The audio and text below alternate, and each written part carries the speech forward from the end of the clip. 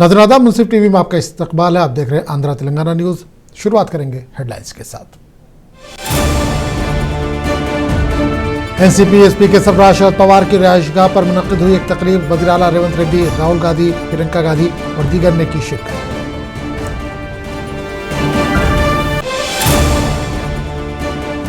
आंध्र प्रदेश के वज़ीर तालीम नारा लोकेश कनाडा के दौरे पर। Canada pension plan investment team के रुकन से की मुलाकात। रियासत में ग्रीन एनर्जी के शोबे में सरमायाकारी का जायजा लेने का किया मुतालबा। तेलंगाना में ग्राम पंचायत इंतखाबात के पहले मरहले की पोलिंग जारी। सिक्योरिटी के सख्त इंतजाम।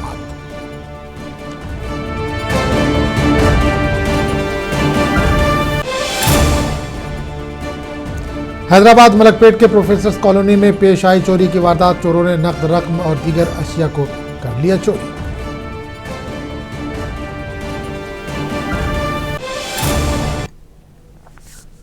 और अब खबरों की तफसील। एनसीपी एसपी के सरबराह शरद पवार की रिहाइशगाह पर दिल्ली में एक तकरीब का इनेकाद किया गया। इस तकरीब में कांग्रेस लीडर और रुकन पार्लियामेंट राहुल गांधी, प्रियंका गांधी, तेलंगाना के वज़ीर आला रेवंत रेड्डी और कांग्रेस के दीगर कायदीन ने शिरकत की।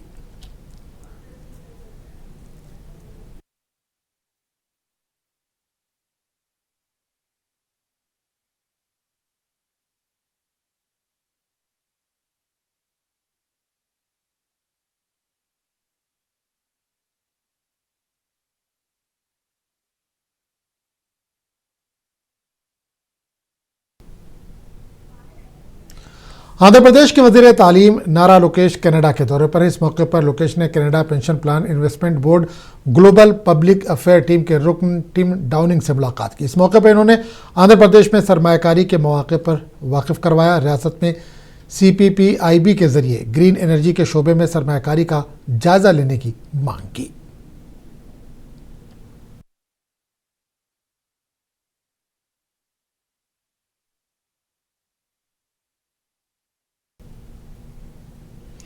तेलंगाना कांग्रेस के रुकन पार्लियामेंट किरण कुमार रेड्डी ने लोकसभा में मरकजी वज़ीर दाखिला अमित शाह की जानिब से दिए गए बयान की मजम्मत की। उन्होंने कहा कि राहुल गांधी की जानिब से किए गए सवाल का जवाब देने के बजाय अमित शाह ने अपने बयान के जरिए अहम मसाइल पर आवाम की तवज्जो हटाने की कोशिश की। They want to bulldoze us. Our questions in regard to the SAR is the present situation in India. And Mr. Amit Shah was telling that he is trying to remove the voters who have been infiltrators in this country. There was 69 lakh voters have been, for initial SIR when it started in Bihar, there is 69 lakh voters they have removed, where the Supreme Court also has intervened. What is that you want to tell to the people of this country? If SIR is being done in Bihar, still there are fake votes, still there are multiple epic numbers there. So SIR process is just a whitewash in the name of infiltrators who are coming into the country, whom yesterday he was saying that he want to deport, delete and whatever the 3Ds he used yesterday. This is just to divert the people's attention in this country in regard to the SIR process, what they are doing, so that people will have soft corner for the process. But as Mr. Rahul Gandhi ji has asked, why the Supreme Court Chief Justice has been not included in the appointment of CEC, which is supposed to be. And at the same time, he said why they have given immunity in 2023 for the CEC, so that they have a primary idea that no action should be taken on the election commission, so that they are prepared to do this SIR from last so many months. They have been preparing for this, it looks like, because 23 is way back 2 years now. So 23 itself they decided that CEC should not be included in the action planning if anybody complains on them on the process. So this is all pre-planned to make sure that the democracy should be derailed and the right to vote has to be taken away from the people of this country, where Ambedkar ji has given right to us to, they want to bulldoze us. Telangana Congress के senior leader we Hanumant Rao ने लोकसभा में मरकजी वज़ीर दाखिला अमित शाह की जानिब से दिए गए बयान की मजम्मत की। उन्होंने कहा कि अहम मसाइल पर आवाम की तवज्जो हटाने का अमित शाह पर इन्होंने इल्जाम लगाया। पूरा दुनिया को पता है कहाँ का अन्याय हुआ, कितने वोट कैसे, एक आदमी 4 जगह 5 जगह ऐसा वोट चोरी है। रियल वोटरों को मौका नहीं दिए, गलत लोगों को वोट का मौका दिए, इसके ऊपर उन्होंने चर्चा कर रहा था। आखिरी में पार्लियामेंट में शुरू हुआ, तो पार्लियामेंट में भी इसको रेस करे। तो अमित शाह हिंदुस्तान का होम मिनिस्टर बोलता है कि अरे वोट चोरी की क्या बात करे, पंडित जवाहरलाल नेहरू वोट चोरी करा, इंदिरा गांधी करा, उससे प्रधानमंत्री बने। बोले तो ये कहां का तरीका है, मुझे समझ में नहीं आया। अरे मर गए सवाल है, जो हिंदुस्तान का प्रधानमंत्री मर गया, इंदिरा गांधी मर गए, पंडित जवाहरलाल नेहरू मर गया, उसकी किस्सा क्यों सुनाते हमको? अरे असल हुआ नहीं हुआ, इसके ऊपर चर्चा करना, वो हम गलती नहीं करे, ये गलत आरोप है बोल के बताने के बजाय, अरे ये मैं तो आज तक इतने दिन की पॉलिटिक्स में ये भाषा, ये बोलने का अंदाज गलत दिख रहा। अरे भाई कोई एलिगेशन लगाए तो नहीं, हम एलिगेशन का पूरा विस्तार से चर्चा, ये इंक्वायरी करके नहीं करे। हम ये गलत बोले तो हम मानते। अरे उन्होंने पूछ रहा भाई वोट चोरी हुआ, हर जगह 3 जगह चोरी हुआ, उनको उन्होंने स्टैटिस्टिक भी बताया कैसा चोरी हुआ, एक फोटो 4 जगह है। ये सब बताने के बावजूद भी अमित शाह नेहरू और इंदिरा गांधी को बदनाम करने का काम करते। मैं तो नहीं देखा, ये फ्रस्ट्रेशन से बोल रहे, ये फ्रस्ट्रेशन से अमित शाह भूतपूर्व प्रधानमंत्री पंडित जवाहरलाल नेहरू को, इंदिरा गांधी को बदनाम करने का काम कर रहे। अरे मरे से लोगों को कई बुला रहा भाई, अब ये बोलो हम नहीं करे, ये देखो ये हमारे पास ये है बोल के, प्रूफ है बोल के बताने के बजाय अमित शाह ये क्या काम हो रहा मुझे समझ में ना, लोग हंस रहे। Telangana BJP leader NV Subhash ने कांग्रेस के लीडर राहुल गांधी को तनकीद का निशाना बनाया। इन्होंने इल्जाम लगाया कि जब राहुल गांधी बैरून ममालिक के दौरे पर जाते हैं तो वो हिंदुस्तान की छवि को मजरूह करते हैं। Going abroad on foreign trips during the winter session on that. It's a prefixed program where Honorable Prime Minister Narendra Modi ji has chosen to go abroad during the Lok Sabha and the Raj Sabha sessions also, because it has been fixed long back, because foreign delegates and the governments of the respective countries have different programs, so they fix on that. But Honorable Prime Minister makes sure that he attends the winter session or the monsoon session of the Parliament. He answered the questions and he gives all the importance to Lok Sabha proceedings on that. Unfortunately, whereas our leader of opposition Rahul Gandhi, apart from the tradition of many of the opposition leaders, who have made India proud in UN General Assembly or going on the foreign trips also, where the Congress Prime Minister, the then Congress Prime Minister Shri P.V. Narasimha Rao also choose to send leader of opposition Shri Atal Bihari Vajpayee to UN and belittling the Pakistan issue on that. This is the proud moment. We have political differences, we have political agendas, different parties have their own agendas, their own, the sketches to come to the power and then to go to the public on that. But as far as India is concerned, it should be one, we should be united, we should be strong and we should be more responsible on that. Rahul Gandhi going abroad doesn't have any problem on that, but whenever he goes abroad, he puts his constitution book in his hand and then he belittles the image of Indian democracy, Indian Commission, the Constitution, the democracy, the parliamentary system, and ultimately the Election Commission and the people of India. This is the difference.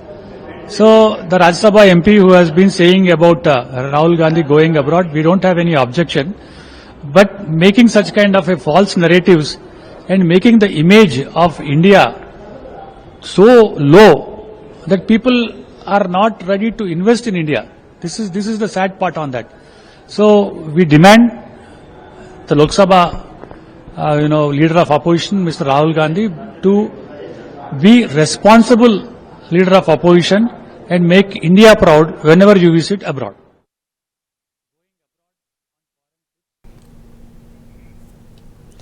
Telangana میں gram panchayat انتخابات کے پہلے مرحلے کی polling جاری ہے۔ پہلے مرحلے میں 3,834 سرپنچوں اور 27,628 وارڈ ممبرز کے لیے انتخابات ہو رہے ہیں۔ پولنگ صبح 7 بجے شروع ہوئی جو دوپہر 1 بجے تک جاری رہے گی۔ پولنگ ختم ہونے کے بعد ووٹوں کی گنتی دوپہر 2 بجے شروع ہوگی اور نتائج کا اعلان کیا جائے گا۔ اس کے بعد وارڈ ممبران کے ساتھ میٹنگ کی جائے گی اور نائب سرپنچ کے انتخاب کرائے جائیں گے۔ پہلے مرحلے کی ووٹنگ کے لیے عہدیداروں کی جانب سے وسیع تر انتظامات کیے گئے ہیں۔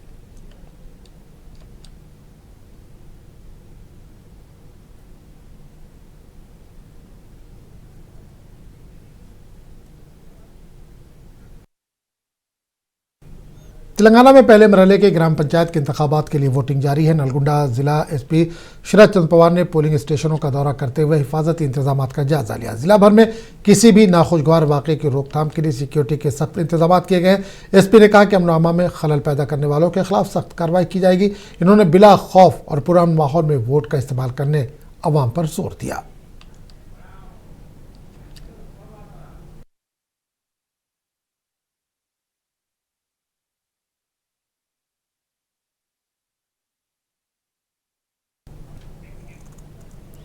محبوب نگر ضلع الیکشن افسر اور ضلع کلکٹر وجے نے نواب پیٹ منڈل کے مختلف موضوعات کے پولنگ اسٹیشنوں کا دورہ کیا۔ اس موقع پر انہوں نے پولنگ کا جائزہ لیا اور عہدیداروں کو ضروری ہدایت دی۔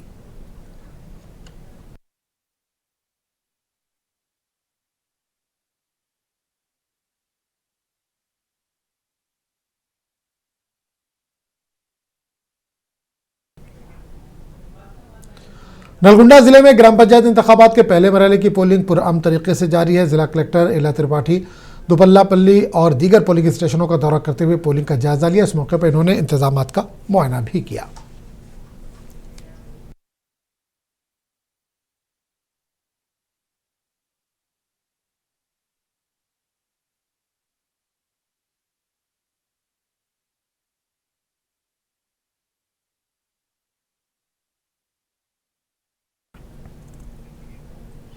نارائن پیٹ ضلع ایس پی ڈاکٹر ونیت نے گرام پنچایت انتخابات کے پہلے مرحلے کے ضمن میں سجا خان پیٹ اور دیگر موضوعات کے پولنگ اسٹیشنوں کا دورہ کرتے ہوئے حفاظتی انتظامات کا جائزہ لیا۔ انہوں نے پولنگ کے اختتام تک چوکس رہنے پولیس اور عملے کو مشورہ دیا۔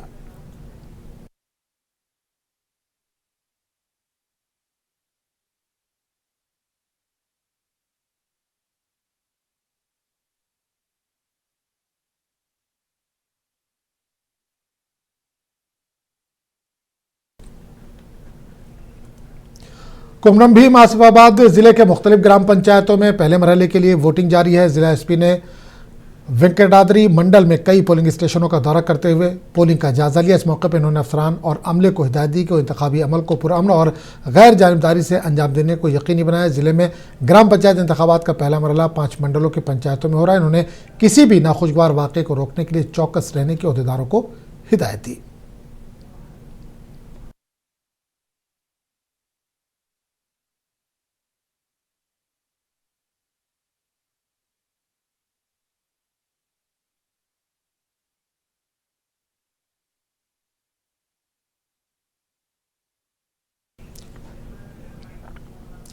کمرم بھیم آصف آباد ضلع کے جنور منڈل مرکز میں گرام پنچایت انتخابات کے پہلے مرحلے کی ووٹنگ جاری ہے۔ مقامی عوام اور تاجر اور رضاکارانہ طور پر بازار بند رکھتے ہوئے اپنے ووٹ کا استعمال کر رہے ہیں۔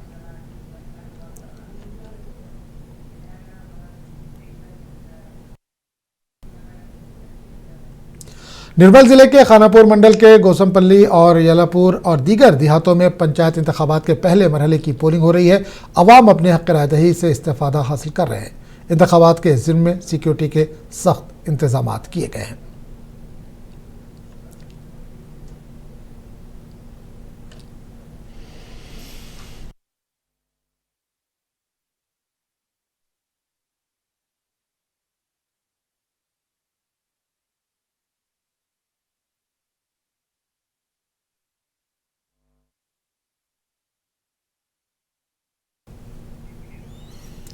ریاست آندھر پردیش کے ادونی میں واقع NDBL پریسنگ انڈسٹریز میں آگ لگ گئی۔ اس حادثے میں بڑے پیمانے پر فیکٹری میں موجود کپاس اور دیگر اشیاء کو نقصان پہنچا۔ فائر بریگیڈ کے عملے مقام واقعے پر پہنچ کر آگ پر قابو پایا۔ ذرائع کے مطابق بتایا جا رہا ہے کہ اس حادثے میں کروڑوں روپے مالیت کو نقصان ہوا۔ اس حادثے کی مزید تحقیقات کی جا رہی ہے۔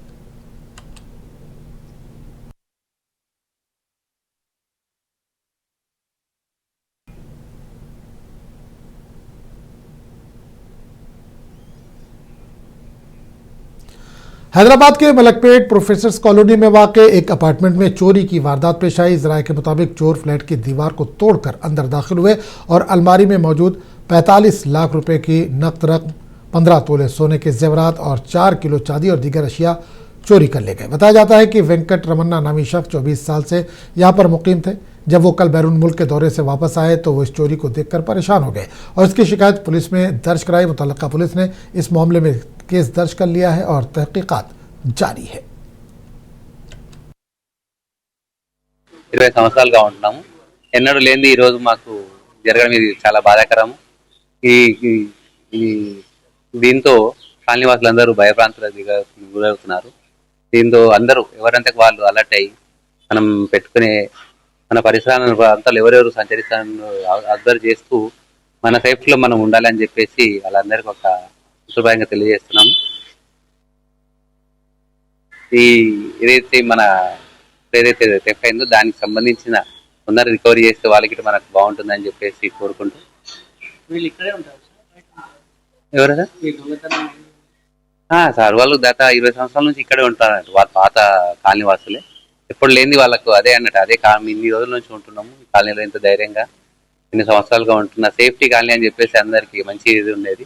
అలాంటిది జరగడం నిజంగా అందరికి ఒక దిగ్భ్రాంతికి లోనయ్యామన్నట్టు ఈ విషయం తెలిసినప్పటి నుంచి. మేమే కాకుండా కాలనీలో ఉన్న ప్రతి ఒక్కరు నిజంగా ఇంత మంచి కాలనీలో ఇలా జరగడం అని చెప్పేసి అందరూ చేస్తున్నారు. అందుకు మా కాలనీ పెద్దలు రెడ్డి గారు అన్న వాళ్ళందరూ వచ్చేసి అందరికి ధైర్యం చేస్తూ ఇలాంటి ఇంకోసారి జరగకుండా. उत्तर प्रदेश के वज़ीर आला योगी आदित्यनाथ ने आज गोरखनाथ मंदिर में जनता दरबार मुनक्किद किया। जनता दरबार में आवाम की बड़ी तादाद ने शिरकत की, उनको दरपेश मसाइल को पेश किया। वज़ीर आला ने अवामी मसाइल की समाअत की और अवामी मसाइल को हल करने का मुतल्लिका अहदेदारों को फौरी हिदायत भी दी।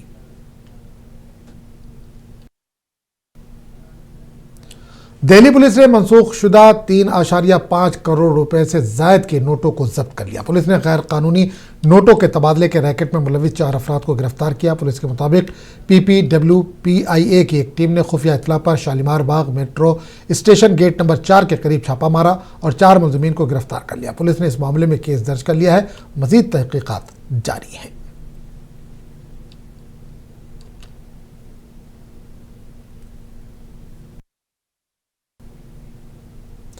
केरला के लोकल बॉडीज इंतखाबात के दूसरे मरहले के लिए आज पोलिंग जारी है, जिसमें 7 शुमाली अजला त्रिसूर, पालकाड, मल्लापुरम, कोझिकोड, वायनाड और गासरकोट शामिल हैं। पोलिंग के लिए वसी तर इंतजाम किए गए हैं ताकि पुरअमन अंदाज में पोलिंग हो सके। जबकि वोटों की गिनती 13 दिसंबर को सुबह 8 बजे शुरू होगी। पहले पोस्टल बैलेट की गिनती होगी, उसके बाद EVM के वोटों की गिनती होगी।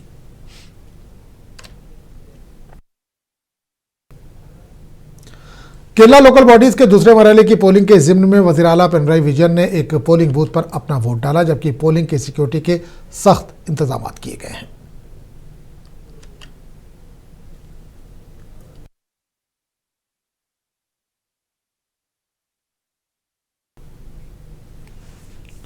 केरला में लोकल बॉडीज के इंतखाबात के लिए दूसरे मरहले की पोलिंग जारी है। इस मौके पर इंडियन यूनियन मुस्लिम लीग के कौमी जनरल सेक्रेटरी ने अपने इस उम्मीद का इजहार किया कि इस बार रियासत केरला में UDF को वाज़ेह बरतरी हासिल होगी। Very good hope that this time it will be UDF in Kerala. There is no in this local bodies election. UDF is going to win compared to last local body election. This time UDF will sweep Kerala, no doubt about that. Of course, the main issue is the people's feeling against this government. 10 years rule has really suffered. People have really suffered. Second thing is Sabarimala, of course. That also will influence this election. JDU के senior leader Neeraj Kumar ने मरकजी वजीर दाखिला अमित शाह की जानिब से parliament में की गई तकरीर पर अपना रद्द-ए-अमल जाहिर किया। इस मौके पर इन्होंने इंडिया इत्तेहाद और कांग्रेस को तनकीद का निशाना बनाया। इन्होंने कहा कि जब वो कामयाबी हासिल करते हैं तो EVM इनको अच्छा लगता है, जब हार जाते हैं तो इस पर तनकीद करते हैं। कि आज आईना की तरह गृह मंत्री अमित शाह जी ने साफ साफ दिखाया कि EVM पर इलेक्शन की शुरुआत इस संबंध में पार्लियामेंट की कमेटी की रिपोर्ट से लेकर सारे तथ्यों की चर्चा हुई और भाई आप जीत जाते हैं तो EVM अच्छा लगता है। शुरुआत भी आपने EVM का किया, हार जाते हैं तो ईवीएम को दोषी ठहराते हैं। तो संविधान के द्वारा वर्णित तथ्य के हिसाब से चुनाव आयोग है, चुनाव आयोग पर सवालिया निशान खड़ा करके विपक्ष केवल अपनी राजनीतिक निराशा को जन्म दे रहा है, जन्म ही नहीं दे रहा है। इसी के चलते जनता के जनादेश में इनका अकाल मृत्यु हो रहा है। एसआईआर के सवाल पर कांग्रेस के शासनकाल में ये नीतिगत निर्णय हुआ और महत्वपूर्ण सवाल यह है कि 1989 में एसबी चौहान भारत सरकार के गृह मंत्री थे। माननीय लालू प्रसाद जी, ज्योति बसु जी अपंग जैसे लोग जो उत्तर पूर्व राज्य के मुख्यमंत्री थे, उन्होंने बैठक की थी और बैठक में ये तय हुआ था कि हर एक वर्ष 2 बार बैठक करेंगे और घुसपैठियों की पहचान करेंगे, चाहे वह बांग्लादेश का रहने वाला हो, बर्मा का रहने वाला हो या नेपाल का रहने वाला हो। इसका धर्म और जाति से कोई रिश्ता नहीं है। इस देश की मातृभूमि पर जो जन्म लिया है उसी को यह अधिकार प्राप्त है, अन्यथा ये देश धर्मशाला हो जाएगा क्या? और ऐसे सवाल पर राजनीति नहीं करनी चाहिए। घुसपैठी जो होते हैं वो हमारी सीमाओं का अतिक्रमण करते हैं, हमारे भू संपदा का लाभ लेते हैं, हमारे सरकार की योजना का लाभ लेते हैं, तो ये इस पर तो सर्वानुमति होनी चाहिए। 2003 में जब एसआईआर हुआ था 30 दिनों में हुआ था, जहां तक मुझे स्मरण है। बिहार में मरकजी वज़ीर दाखिला अमित शाह की जानिब से लोकसभा में दिए गए बयान पर समाजवादी पार्टी के रुकने पार्लियामेंट राम गोपाल यादव ने रद्द-ए-अमल जाहिर किया। वो मुल्क के वज़ीर दाखिला है, वो कुछ भी कह सकते हैं, ताहम ये बात नहीं कहनी चाहिए कि उन्होंने कहा कि मुल्क का वज़ीर दाखिला कौम की एकजहती की अलामत होता है और अगर वज़ीर दाखिला ऐसी बात कहे जो मुल्क को तकसीम करे तो ये मुनासिब नहीं है। अब वो तो देश के गृहमंत्री हैं, कुछ भी कह सकते हैं, हालांकि ये बात कहनी नहीं चाहिए। देश का गृहमंत्री इस देश की एकता का प्रतीक होता है, एकता का प्रतीक, और देश को तोड़ने वाली बात अगर गृहमंत्री कहें तो ये उचित नहीं लगती। हमारा हर आदमी हर बूथ पर है। अब वो तो देश के गृहमंत्री हैं। दिल्ली के सदर थाना रोड के करीब एक शोरूम में आग लगी। आग लगने की इतला मिलते ही फायर ब्रिगेड के अमले को इतला दी गई। फायर ब्रिगेड का अमला मौके पर पहुंचा और आग पर काबू पाया। शोरूम के मालिक और फायर ब्रिगेड के अहदेदार ने बात करते हुए इसकी तफसीलात बताई।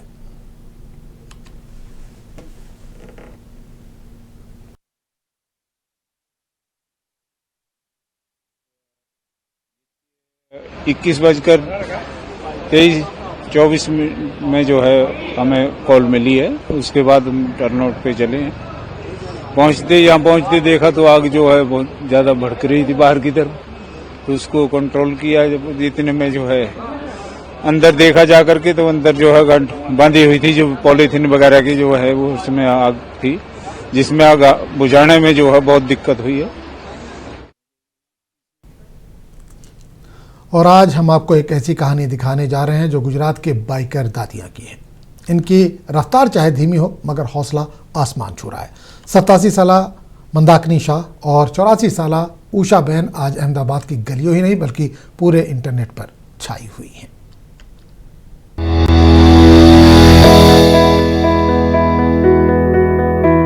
गुजरात की बाइकर दादियां जिनकी रफ्तार तो धीमी है पर जज्बा कम नहीं है।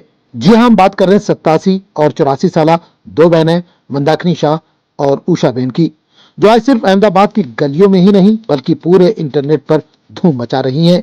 लोग इन्हें प्यार से बाइकर दादियां कह रहे हैं और वाकई ये नाम इन पर खूब जचता है।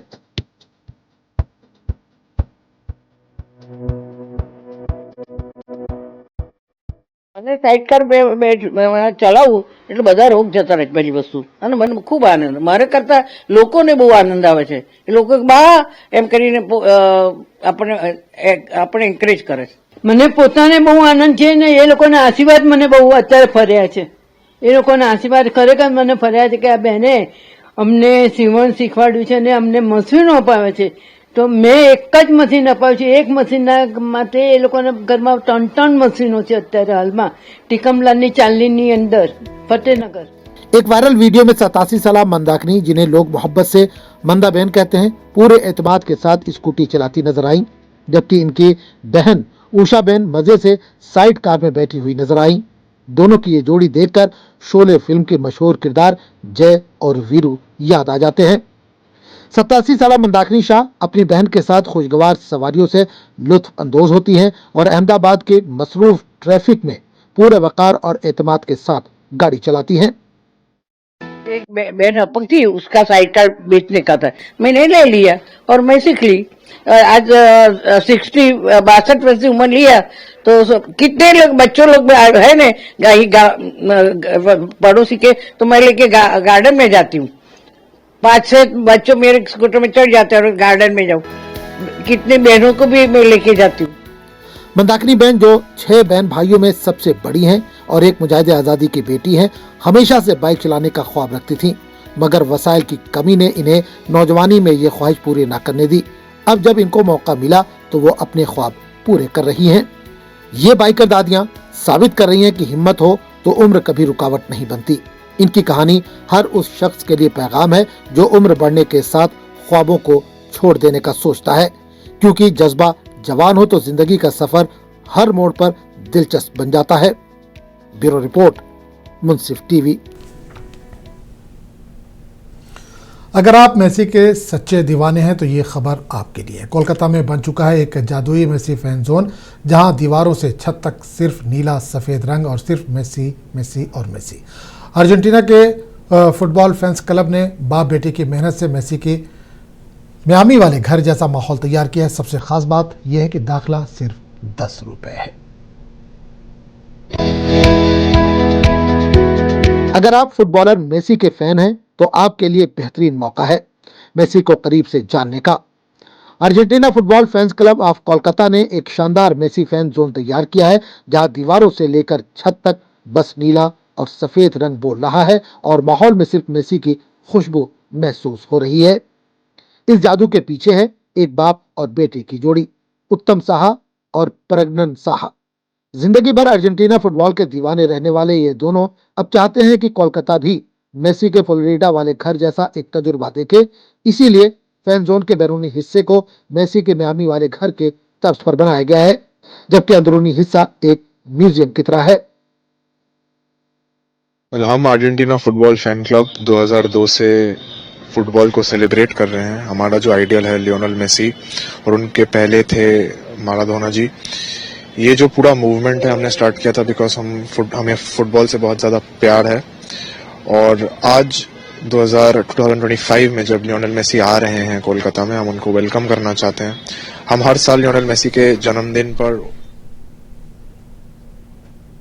तो इस बुलेटिन में फिलहाल इतना ही। अगले बुलेटिन में आपसे फिर मुलाकात होगी, तब तक के लिए इजाजत दीजिए। आदाब।